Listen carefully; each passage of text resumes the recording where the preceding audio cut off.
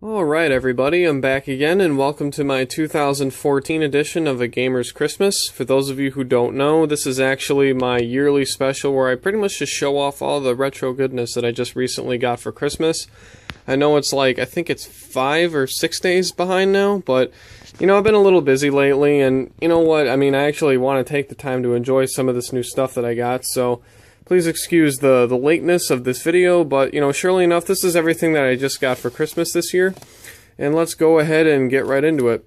The first things that I'm going to show to you is a couple of PlayStation games that I actually had back when I was a kid, but I sold some years back for whatever reason. I'm not sure why, but I always wanted to get them back, and you know, my dad was generous enough to find these online, and he picked them up for me, so I'm going to have a super nostalgic trip playing these, that's for sure. The first one is a little bit cheesy, but I played this when I was a kid, and I just have crazy nostalgia for it, and that is the Flintstones Bedrock Bowling. Basically, this is far from your traditional bowling game. You basically pick one of the Flintstones characters, and you ride around in different levels, and you, it's kind of like I don't know. It's hard to explain, really. Just look up some gameplay of it, or maybe I'll make a video of this game in the future. Not really sure. Probably not, but yeah, this game is definitely far from your traditional bowling game, but, you know, I played the hell out of it as a kid, and, you know, I love it for that. And this other one that I used to have when I was younger, I really, really wanted this one to have back for sure, because I have just amazing memories playing it. And that is the PlayStation version of Space Invaders. And I just recently found out they also made this for the N64, which is kind of cool. But the PlayStation version, as far as I know, is the only one that has the opening video cutscenes or whatever in it. It looks really, really good. I'm very happy to have this again. This is a fantastic game if you guys can track it down for cheap. Definitely check it out. And this last game for the PlayStation, I never really had as a kid, but I've always wanted it because I've seen advertisements for it. And that is Asteroids. Basically in the same sort of universe that this Space Invaders game is. You know, they take a classic 80s arcade game and remake it, you know, to make it more modern.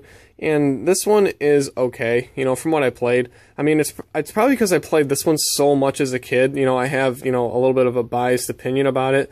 This one, not so much. This is just a game I really wanted when I was younger that, you know, I never got the chance to play, but now that I have it, it's alright. It's not nearly as good as the Space Invaders game, that's for sure.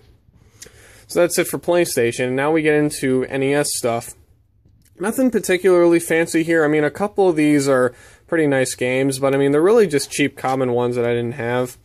I'll just go ahead and, you know, show you guys what I got. Eliminator Boat Duel.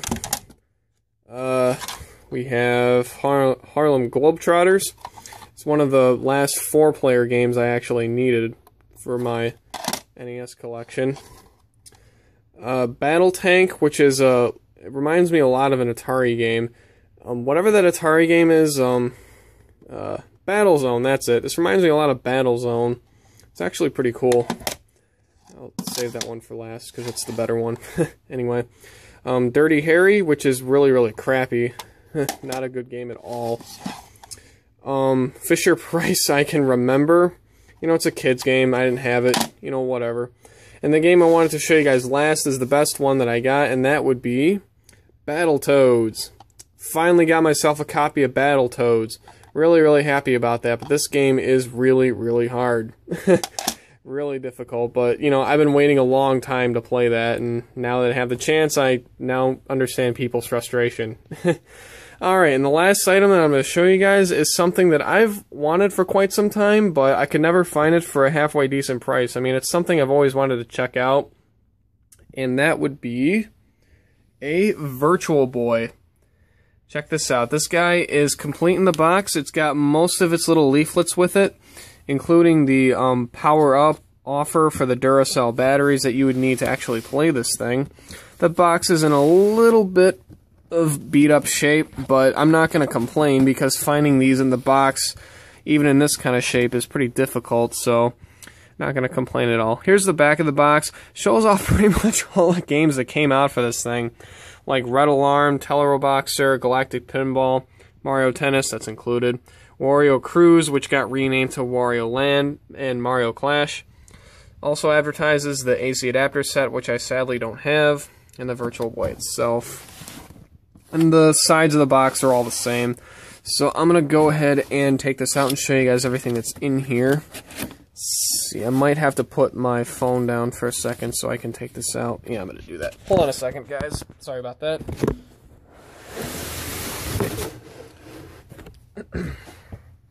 Okay.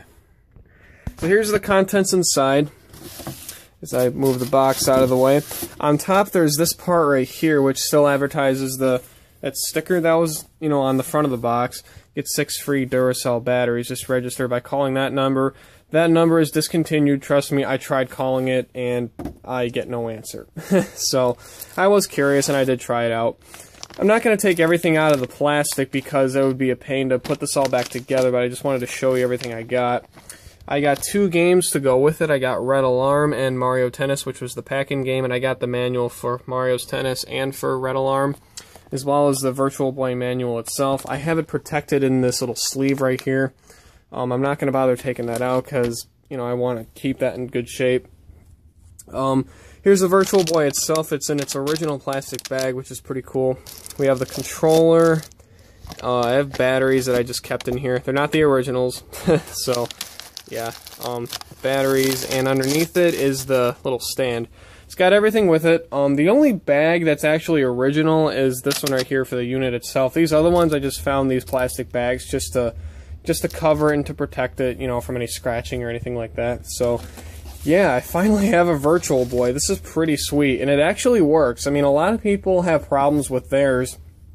I guess that the little mirror things that vibrate to try to create the 3D effect, I guess, go bad over time. This one works in really, really good shape, so I'm really gonna not play this thing very much, to tell you the truth. A, because it really is annoying to play because it hurts my neck to kind of crouch over it and play it, and B, because these things are fragile. I want to keep it in good shape. So yeah. So that is it. That is my Gamer's Christmas for 2014. I hope you guys enjoyed. Hope you guys had a very Merry Christmas yourselves. And as always, guys, have a great day, and I'll see you guys in 2015. Peace.